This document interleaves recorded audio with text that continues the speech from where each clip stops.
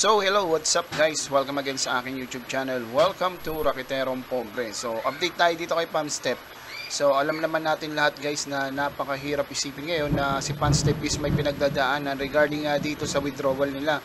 So nakakagulat talaga dito at pansin naman natin, alam naman natin lahat na once na nag-promo ang isang company or investment company online, alam na natin ang kasunod nito, lalo na pag binigay nitong promo is yung mga hindi ka panipaniwala ng income at kitaan dito. So ito na nga yung nangyari guys sa mga ganitong nagpapapromo, malamang at alamang ang magiging tsura nito is papunta na talaga sila sa scam. Tulad ni Panstep ngayon guys, is for me this is only my opinion, 100% scam na ito. So wag na kayong mag-i-invest pa or wag na yun ang tangkain pang mag-participate dito sa kanilang tax. So it means ito, pag nag-participate ka pa, madodoblehan ka lang dito, ang labas sa'yo is double kill. Ito nga is naka-hold yung withdrawal nila until April 30, then kailangan mo pa mag-participate regarding dito.